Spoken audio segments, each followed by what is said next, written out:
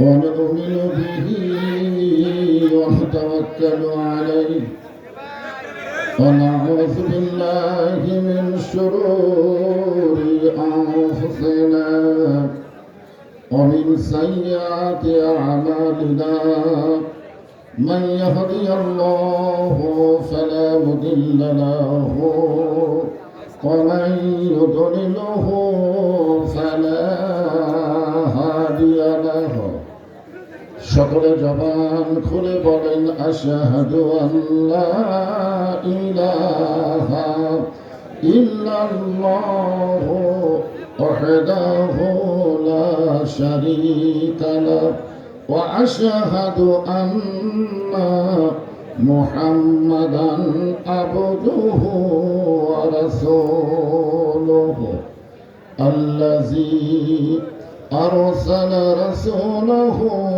بالحق بشيرا ونذيرا وداعيا إلى الله بإذنه وسراجا منيرا فقد قال الله تعالى في كلامه المجيد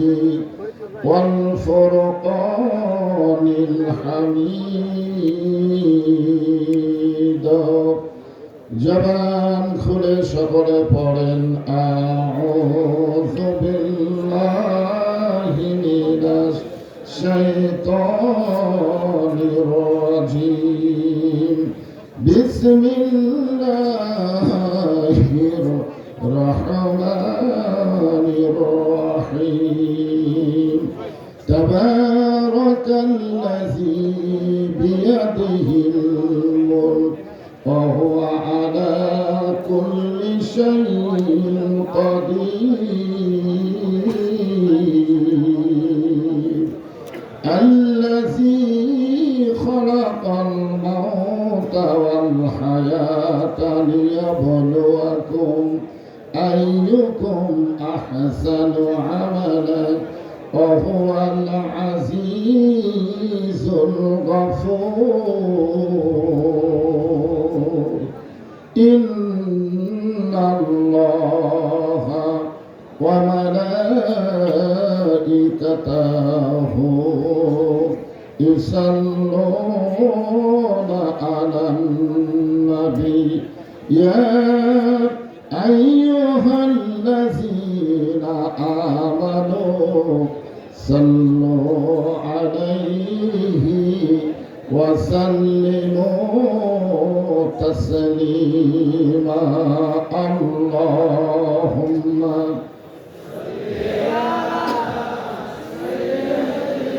مولانا محمد وعلى آله سيدنا شفيعنا مشرق حب محمد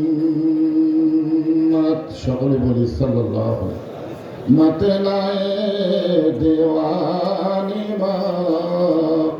مطلعے خورشید اشکاس سینائے سجانے بلغ العلا بکمالہ کشف الدجى بجمالہ حسنت جميع خصاله صلوا عليه وآله اللهم آمين জান্নাতের বাগান থেকে জান্নাতি মানুষদেরকে দিয়া আমি গুনাহগার তোমার রহমতের দরজায় দুখানা হাত তুলেছি আল্লাহ।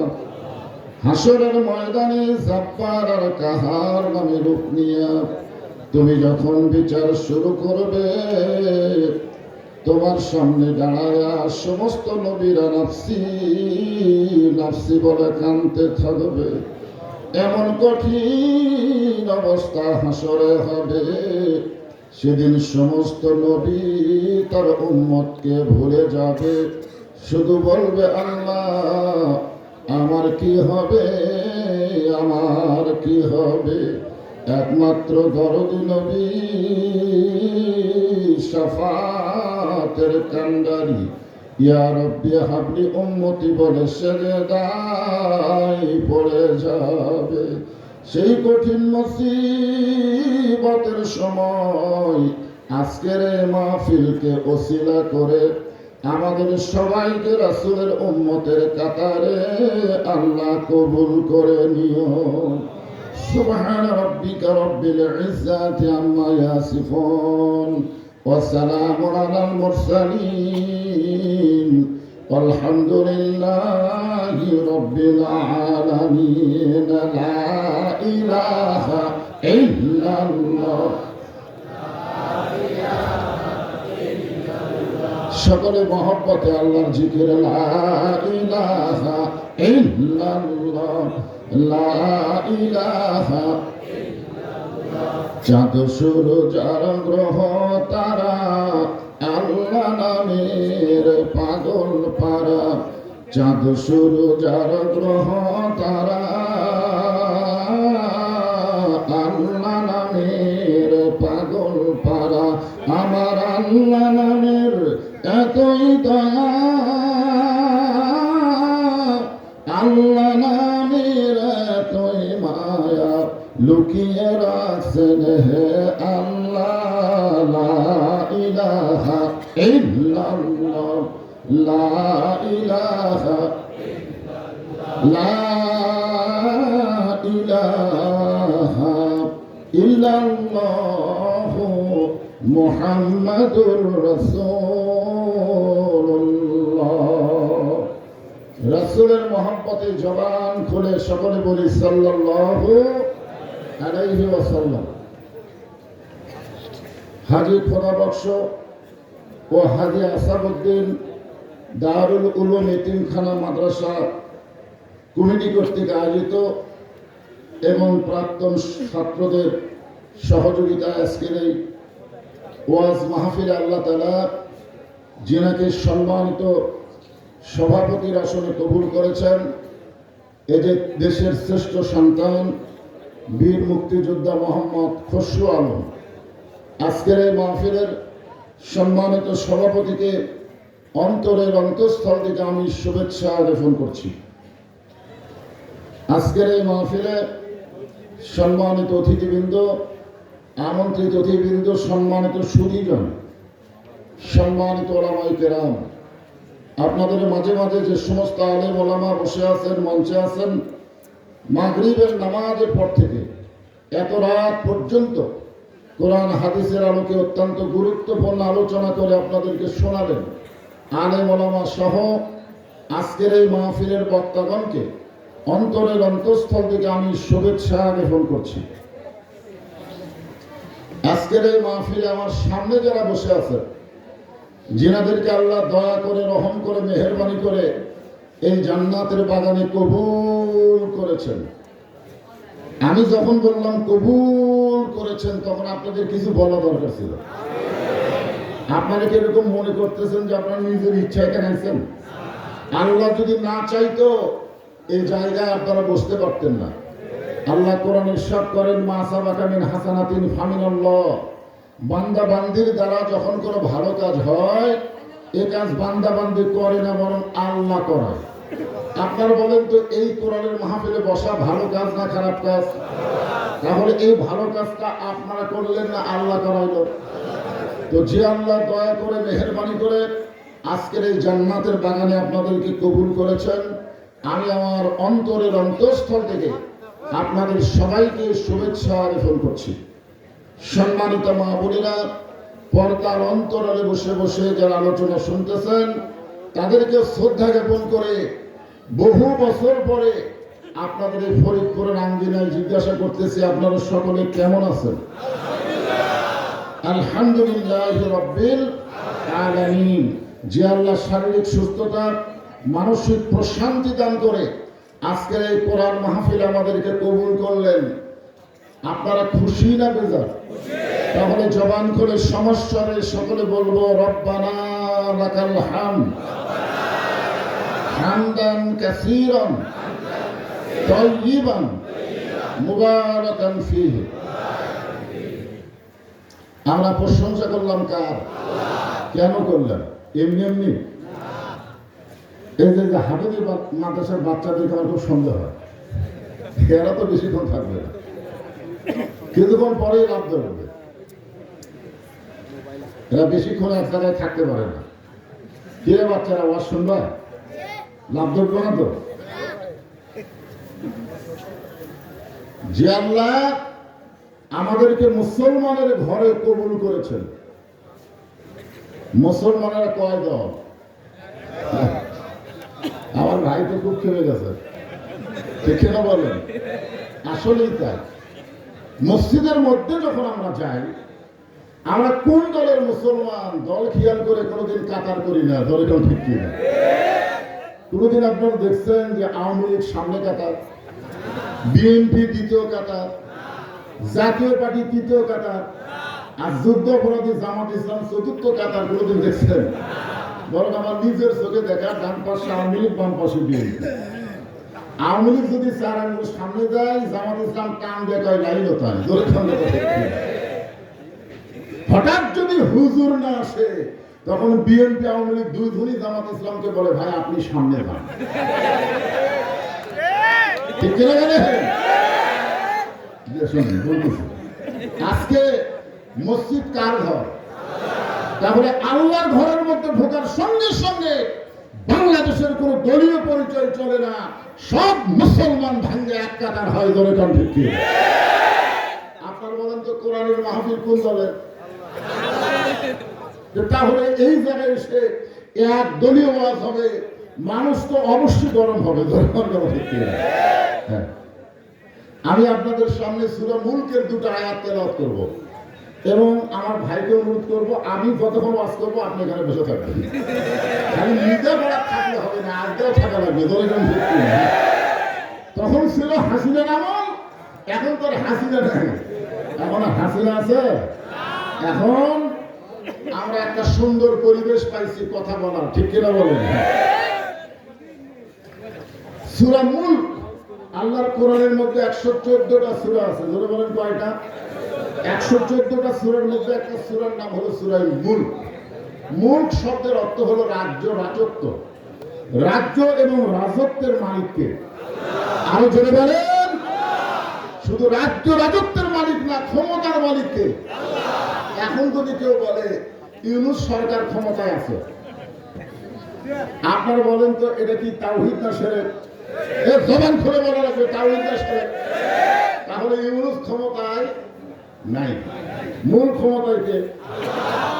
আওয়ামী লীগ ক্ষমতায় ছিল, আগামীতে বিএনপি ক্ষমতায় আসবে, এইরকম কোন কথা মুসলমান বলতে পারবে না। সূরা মুলকের এই আয়াত বিশ্বাস করলে। তোর কোন কথা ঠিক না? আপনারা শুধু কোরআন শুনবেন না কোরআন বিশ্বাস করবেন? সবাই পারবেন না। আল্লাহ বলেছেন যালিকাল কিতাবুল লা রাইবা ফীহি হুদাল লিন-নাস।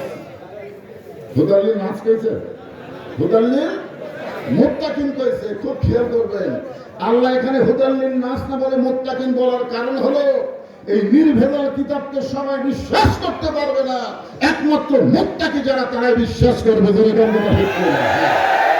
সবাই করবে না। তো যাই হোক, সেই কোরআনের সূরা মুলকের 2টা আয়াত আপনাদের সামনে বহুদিন পরে আইছি। আমি একটু কোরআন থেকে আপনাদের ওয়াজ শোনায়া বাস্তবে আল্লাহর কোরআন কি এটা আমি আপনাদের দেখাবার চাই। কোরআন খালি শুনলে হবে না, এই কোরআনকে দেখা লাগবে। ধরে গানটা ঢুকবে না। আমাদের সব দেখা হলো শেষ, আগামীতে দেখবো কোরআনের বাংলাদেশ। ধরে গানটা ঢুকবে না, দেখা লাগবে। আপনি যেই দলই করেন, কোরআনের মাহফিলে যতক্ষণ থাকবেন ততক্ষণ কোনো দলাদলি চলবে না। আমরা এক দল, ঠিক কিনা বলেন?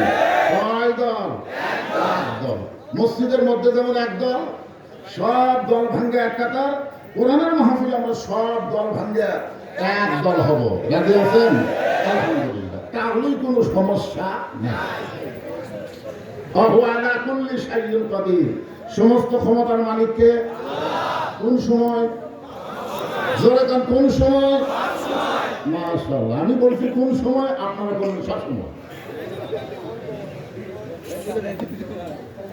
এরপর আল্লাহ বলতেছেন আল্লাযী খালাকাল মাউতা ওয়াল হায়াতা লিয়াবলুয়াকুম আইয়ুকুম আহসানু আমালা ওয়া হুয়াল আজিজুল গফুর। খুব খেয়াল করবেন, মৃত্যু এবং হায়াতের স্রষ্টাকে বিশ্বাস করেন? আলহামদুলিল্লাহ। আল্লাহ বলেছেন লিয়াবলুয়াকুম, তোমাদের পরীক্ষা করা হবে, আইয়ুকুম আহসানু আমালা, সুন্দর আমলের পরীক্ষা। বর্তমানে যে পরিবেশ বাংলাদেশে চলতেছে, এই পরিবেশে মানুষ নেক আমল করতেছে কিন্তু সুন্দর আমল করতে পারতেছে না। কারণ সুন্দর আমল করতে গেলে সুন্দর একটা পরিবেশ লাগবে। আজকে দেখেন এখানে আপনাদের থানাপাড়ায় মাহফিল, আমি আসার সময় দেখলাম বহু মানুষ বাইরে ঘুরতেছে। ঘোরার কারণ আমি এখানে এসে বুঝলাম এখানে বসার জায়গা নেই। আজকে এত মানুষের ঢল আমি বাইরে দেখলাম, এই মানুষগুলো যদি আসে দাঁড়ানোরও জায়গা থাকবে না। এমন একটা ছোট্ট পরিসরে আপনারা আজকের মাহফিল করছেন। তো যাই হোক আলহামদুলিল্লাহ, যারা বসে আছেন যারা দাঁড়িয়ে আছেন, সকলে একটু মনোযোগ দিয়ে কথাগুলো শুনবেন। আল্লাহ পরীক্ষা করবেন কি আমল? নেক আমল, আহসানু আমালা, সুন্দর আমল। নেক আমল আর সুন্দর আমলের মধ্যে তফাৎ আছে। বাপ নামাজ পড়ে, বেটা নামাজ পড়ে না, বাপের নেক আমল। স্বামী নামাজ পড়ে, বউ নামাজ পড়ে না, স্বামীর নেক আমল। ছেলে নামাজ পড়ে, বাবা নামাজ পড়ে না, ছেলের নেক আমল। কিন্তু নেক আমলের কথা আল্লাহ বলে নাই, সুন্দর আমলের কথা বলেছে। জোরে কথা ঠিক কিনা? সুন্দর আমল মানে কি? নেতাও নামাজ পড়বে, চামচাও নামাজ পড়বে, ঠিক কিনা বলে? হ্যাঁ, এটা হলো সুন্দর আমল। সবাই মিলে নামাজ পড়া লাগবে জামাতের সাথে। জোরে কার সাথে? এই সুন্দর আমলের পরীক্ষা করবেন আল্লাহ। এখন আপনাদেরকে বোঝানোর জন্য বলতেছি, সুন্দর আমল যদি করতে চাই সুন্দর একটা পরিবেশের দরকার আছে না নাই? সুন্দর একটা পরিবেশ যদি তৈরি করতে চাই সুন্দর একটা সমাজের দরকার আছে না নাই? সুন্দর একটা সমাজ যদি তৈরি করতে চাই তাহলে সুন্দর একটা রাষ্ট্রের দরকার আছে না নাই? সুন্দর একটা রাষ্ট্র যদি গঠন করতে চাই শহীদ জিয়ার মতন প্রেসিডেন্টের দরকার আছে না নাই? দরকার আছে না নাই? নিরপেক্ষকে ভাঙিয়ে দিয়ে বিসমিল্লাহ বলে সংবিধান শুরু করেছে। দরকার কথা ঠিক কিনা? ইসলামকে মূল্যবোধ হিসাবে ঘোষণা করেছে। মৃত্যুর সময় তার ট্যাঙ্কের মধ্যে জায়নামাজ আর কোরআন শরীফ পাওয়া গিয়েছে, ব্যাংকে 1 টাকাও পাওয়া যায়নি। আমার ওস্তাদ আল্লামা নজিবুল্লাহ হুজুরকে জিজ্ঞেস করলাম, শহীদ জিয়াকে আমরা কার সঙ্গে তুলনা করব? উনি বললেন একজন মোস্তাফি মাদ্রাসার প্রিন্সিপাল, উনি বললেন উনি হচ্ছেন হযরত ওমর ফারুকের সেন্টম। দরকার সুবহানাল্লাহ। 2011 সালে যখন হজ করতে গেলাম, আরাফার ময়দানে গিয়ে দেখি আমাদের মাথায় যে গাছ বাতাস দেয়, যে গাছে বাতাস লাগে জান্নাতের বাতাস শরীরে আসে, এই গাছটা কেউ লাগায়নি, জান্নাতি মানুষ শহীদ প্রেসিডেন্ট লাগাই দিয়েছে। দরকার সুবহানাল্লাহ। কেমনে বুঝলো এই জায়গায় নিমের গাছ লাগানো লাগবে? বোঝেন আপনারা? সেই শহীদ প্রেসিডেন্ট জিয়া রহমানের বিএনপি আর বর্তমান বিএনপির মধ্যে সঠিক আছে কিনা আজকের এই 2টা আয়াত দিয়ে আপনারা শোনেন। ঠিক কিনা বলে? আর আমার বাড়ি বগুড়া, শহীদ জিয়া প্রেসিডেন্ট বাড়ি বগুড়া, ঠিক কিনা বলে? আমি বগুড়ার ছেলে, উনি বগুড়ার এক কলেজের ভিত্তি ছিলেন, বগুড়ার কলেজের পাটনা কলেজের। হাসি কি? ওনাদের শেষ পর্যন্ত থাকবে ইনশাআল্লাহ। আপনারা থাকবেন না? তাহলে সুন্দর একটা রাষ্ট্র করতে গেলে সুন্দর একটা সংবিধান লাগবে। ডক্টর কামালের সংবিধান দিয়ে সুন্দর বাংলাদেশ তৈরি হবে না। সুন্দর বাংলাদেশ তৈরি করতে গেলে আল্লাহর কোরআনের সংবিধান লাগবে। ধরে কান কথা ঠিক কারা কারা বাংলাদেশের সংবিধান আল্লাহর কোরআন চান? 2 হাত তুলে বলে আল্লাহকে দেখায়। লিল্লাহি তাকবীর, আল্লাহু আকবার। বুড়া মানুষ তো একটু গরম না দিলে আপনারা মনে করবেন হুজুর হয়তো আগেকার মতন নাই। কারণ আমার সঙ্গেকার যেগুলো বক্তা, অধিকাংশ বক্তায় মারা গেছে। আমি আগে আপনাদের ফরিদপুরে যতবার ওয়াজ করছি আমার ভাই কাউসারি সাহেবের সাথে ওয়াজ করছি, আপনাদের মনে আছে? সিদ্দিকুর রহমান যশোরী, কাউসারি, হেলালুদ্দিন, এরকম যত বক্তা ছিল সমস্ত বক্তারাই মারা গেছে। আর যে কয়টা বর্তমানে আছে বছর নিয়ে শুয়ে আছে, মাঠও তার চলতেছে না। কিন্তু আমি বুড়া হয়ে গেছি, অসুস্থ হয়ে গেছি, এরপরও জনগণ এখন পর্যন্ত আমার ছাড়তেছে না। কারণ আছে না? কি কারণ? হাসিনার সময় ডাইরেক্ট কোনো ওয়াজ করতে পারি নাই, কিন্তু অ্যাঙ্গেলে এমন ডোজ দেওয়া দিচ্ছি আওয়ামী লীগের কলিজার মধ্যে আগুন ধরে গেছে। ধরে কারণে পাবনা জেলায় আমাকে ঢুকতে দেয়নি। আপনাদের ফরিদপুর থানার ওসি আমাকে মোবাইল করে বললো, হুজুর ফরিদপুর থানায় যদি কোনো আপনার মাহফিল থাকে আপনি ক্যান্সেল করে দেন, কারণ থানার মধ্যে ঢুকলে আপনি গ্রেফতার। আমি মনে করলাম হয়তো ভাঙ্গুরা থাকবে। ভাঙ্গুরার ওসি একই কথা, ওই চাটমোহরের ওসিও তাই, ওই আটঘরের ওসিও তাই, ওই সুজানগরের ওসিও তাই, আমিনপুরের ওসিও তাই, পাটনা সদরের ওসিও তাই, ওই ঈশ্বরদের ওসিও তাই বললো। সমস্ত থানার ওসি বললো ঢুকলে আপনি গ্রেফতার। আমি বললাম আমার কি জন্য গ্রেফতার? বলে এমন কথা আপনি বলেন হাসতে হাসতে কুলসার মধ্যে ঢুকে যাবে। এই জন্য আপনার ওয়াদা চলবে না। আমি মনে করেছিলাম হাসিনা 41 সাল পর্যন্ত যদি থাকে ভাই, তাহলে পাবনা থানার ঢোকার আর চান্স নেই। কিন্তু দেখলাম 24 সালে আল্লাহ আউট করে দিয়েছে। ও হাসিনা তুমি কোথায়? আজকে বংশের আবার পাবনায় ঢুকে ছেড়ে কোথায় তুমি? দুইজন হাত ধরে টানে আর তিনজন খেলা দিয়ে কেঁদে তুলে দেয়। ওবায়দুল কাদের কাউরা উঠাই বলে খেলা হবে। আজকের খেলা হবে আল্লাহর কোরআন দিয়া। এখন আপনারা বলেন যে কোরআনকে সংবিধান হিসাবে আপনারা দেখতে চান, সেই কোরআনটা আসলে কেমন? কেমন? কি ভালো? খালি মুখটা ভালো করলে বললে হবে না তো। আজকে প্রাইমারিতে সরকার বেতন দেয়, ইয়তিমখানা কোরআনের মাদ্রাসা 1 টাকাও সরকার দেয় না। ধরে গেল ঠিক না?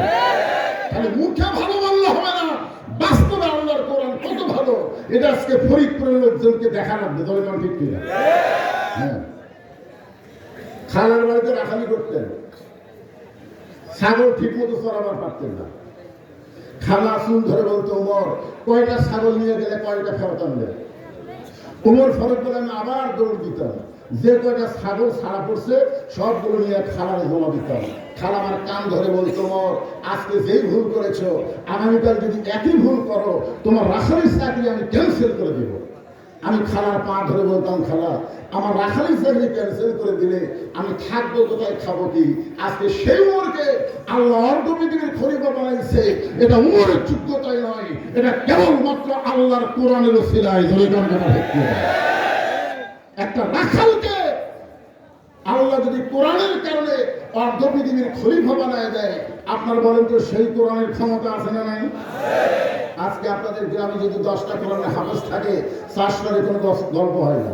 যদি গ্রামে একটা এসপি থাকে, একটা ব্যারিস্টার থাকে, একটা ইঞ্জিনিয়ার থাকে, একটা ডাক্তার থাকে, তাহলে সবাই গল্প করে আমার গ্রামে ইঞ্জিনিয়ার, ব্যারিস্টার, ডাক্তার, এরকম ওসি সাহেব, এসপি সাহেব আছে।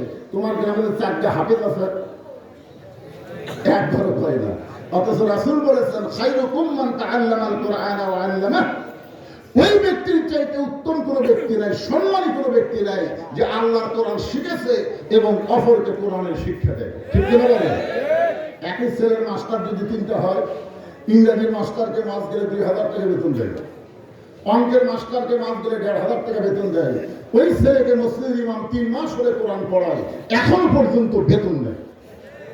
একই ছেলের মাস্টার কয় না, কথা কন না, কয় দুটোর বেতন মাস গেলে দেওয়া, একটা খবর নেই। তার মানে ছেলে যখন বলতেছে, বাবা আমি এখন নিজে নিজেই কোরআন পড়বার পারি, তখন বাপ বলতেছে, আমার হুজুরের কথা মনেই নাই রে। 3 মাস পরে এসে হুজুরকে সালাম দেবো, হুজুর আপনি অনেক কষ্ট করে আমার ছেলেকে কোরআন শিক্ষা পড়াইছেন, কিন্তু আমি শুনেছি আল্লাহর কোরআন শিক্ষা দিয়ে হাদিয়া লওয়া যায় না। কি শুনছেন?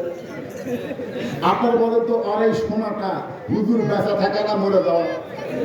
ইংরেজি মাস্টারের সময় করে ফতুয়া নেই, অঙ্কের মাস্টারের সময় ফতুয়া নেই, ফতুয়া মাত্র হুজুরের উপরে। ধরে ফেল কার উপরে? কি করবেন?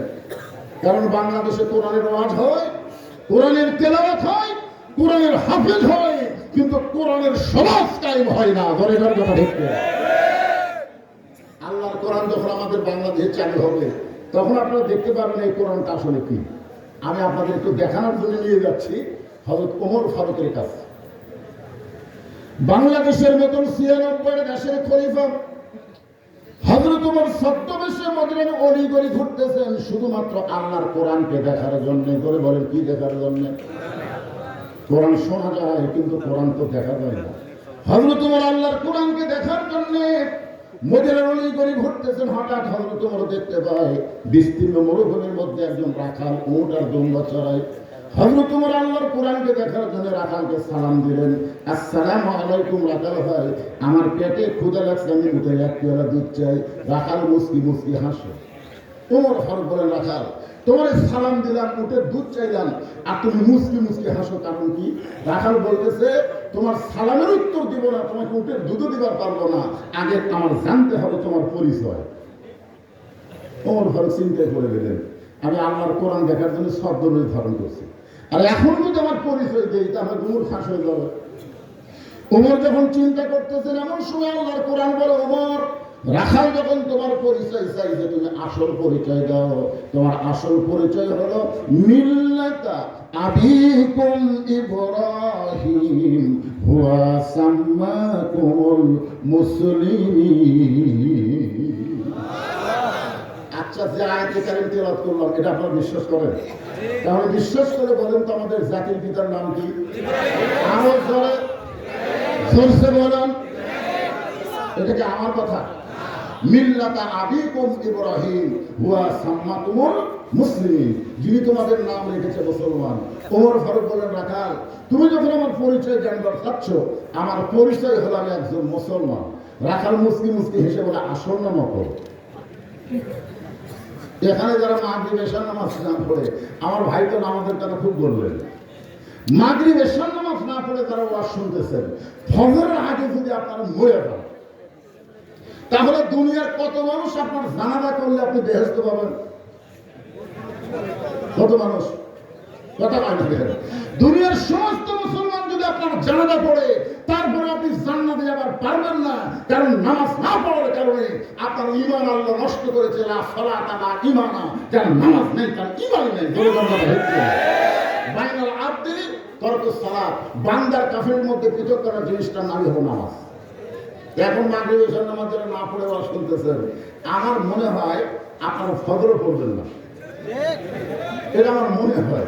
কারণ মাগরিব এশার সহজ নামাজ, ফজর হলো কঠিন নামাজ। জোরে জোরে কথা ঠিক কি না? তো সহজ দুই ওয়াক্ত পড়েন নাই, কঠিনটা আপনার পড়বেন। কি মনে হয় যারা নামাজ না পড়ে ওয়াজ শুনতেছে এরা আসল না নকল? রাখাল বলে পথিক ওমর ফারুককে লক্ষ্য করে বলতেছে, তুমি যে মুসলমান দাবি করলা তুমি আসল না নকল? ওমর ফারুক বলে, রাখাল মুসলমান তো মুসলমান, এর মধ্যে আসল নকল কি? রাখাল বলতেছে, আসল মুসলমান যারা হবে তারা চাওয়ার ব্যাপারে সতর্ক থাকবে। আসল মুসলমান দরকার হলে ফাঁসির মঞ্চে যাবে, কিন্তু রাষ্ট্রপতির কাছে বাঁচার দরখাস্ত লিখবে না। বলে কথা ঠিক না? এরকম আসল একজন মুসলমান আপনাদের পাশে।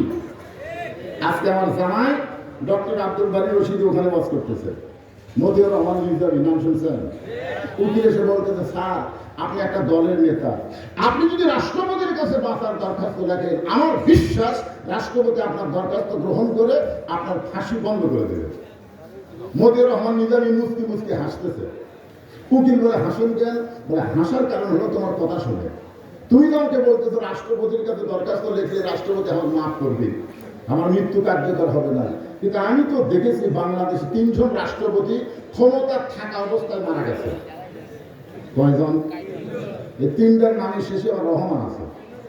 একটা হলো শেখ মুজিবুর, কথা কান্দার নাম জানি না, পড়তে হবে, শেখ মুজিবুর, জিয়াউর, জিল্লুর।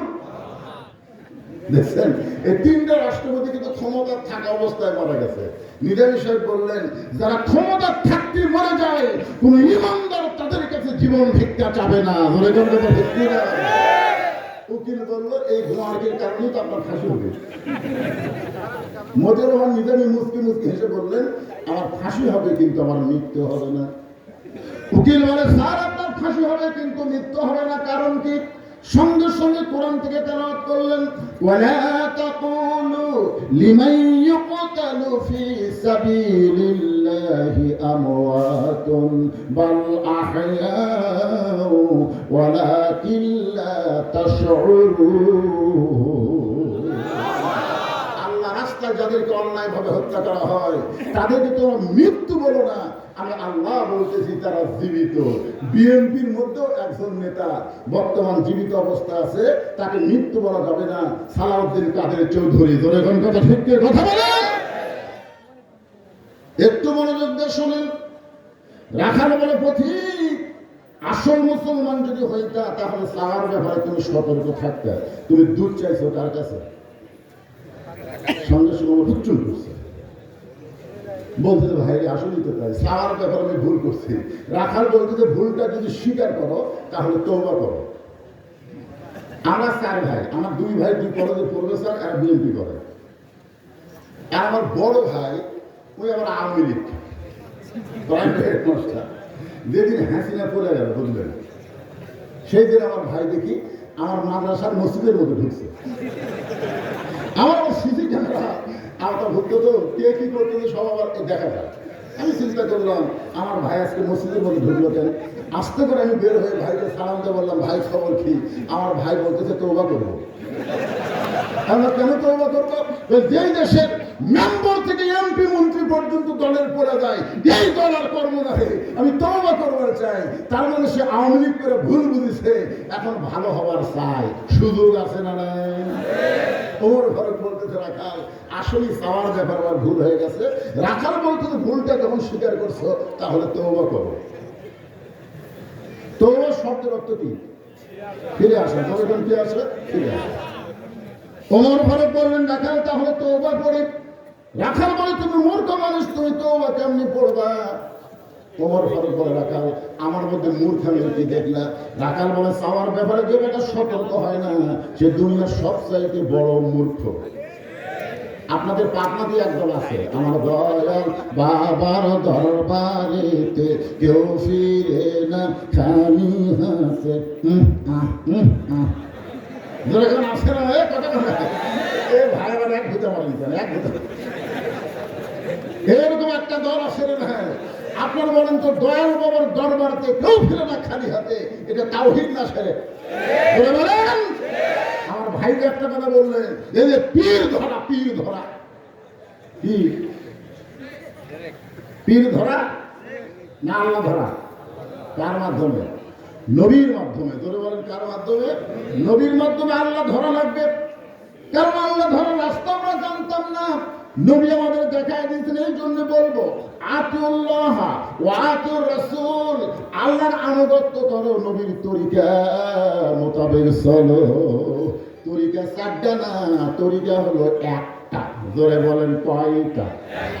অনেকে বলে কাদরিয়া, চিশতিয়া, নকশবন্দিয়া, মুজাদ্দিদিয়া 4 তরিকা। 4টা রাস্তা ইসলামে নাই, ইসলামের রাস্তা হলো একটা। জোরে বলেন কয়টা? তরিকার নাম হলো মুহাম্মাদুর রাসূলুল্লাহ। ওমর ফারুক বলে রাখাল ভাই আমার ব্যাপারে আমি ভুল করছি, আমি মূর্খ মানুষ, তাহলে তুমি আমাকে তওবা পড়াও। এবার রাখাল হযরত ওমরকে তওবা পড়াচ্ছেন। যারা মাগরিবের নামাজ না পড়ে ওয়াজ শুনতেছেন, ফজর পর্যন্ত বাঁচার গ্যারান্টি নাই, আমরা সকলে মিলে তওবা করবার চাই। আপত্তি আছে ভাই? তাহলে জবান করে সকলে পড়েন আস্তাগফিরুল্লাহ রাব্বি মিন কুল্লি জামবি ওয়া তুবু ইলাইহি। ওমর ফারুক তওবা করার পরে বলতেছে রাখাল ভাই আল্লাহর রাস্তে উঠে 1 পেয়ালা দুধ দাও। কার রাস্তে? রাখাল মুসকি মুসকি হাসে। ওমর ফারুক বলে রাখাল আমার হাসো কেন? বলে হাসার কারণ হলো তওবা করার পরে তুমি আবার মুনাফিকি করলে। যেই বলছে মুনাফিক, ওমর ফারুকের চেহারা রক্তের মতো লাল হয়ে গেছে। আপনার বলেন তো মুনাফিক আর কাফের এই দুইটার মধ্যে বেশি খারাপ কোনটা? কি হয় বুঝলেন? মুনাফিক থাকবে জাহান্নামের নিচে আর কাফের থাকবে জাহান্নামের উপরে। কাফেরা যে পেশাব পায়খানা করবে, নিচে মুনাফিকরা সেই পেশাব পায়খানা খাবে। সাহাবারা বললেন হুজুর এই বদমাইশ মুনাফিক কোন দল থেকে বার হবে? আল্লাহ রাসূল বললেন ইহুদের মধ্যে মুনাফিক নাই, খ্রিস্টানের মধ্যে মুনাফিক নাই, কাফেরের মধ্যে মুনাফিক নাই। মুনাফিকের আবাদ হবে মুসলমানের ভিতরে। মুনাফিকের আবাদ কোন জায়গায় হবে? ওমর ফারুক বলেন, রাখাল আমার মধ্যে মুনাফিককে দেখলে সঙ্গে সঙ্গে রাখাল বললেন, লিমা তাকুলু মা লা তাফআলু। দেখছেন, কোরআনের কথা বলবেন, কোরআনের কথা বলে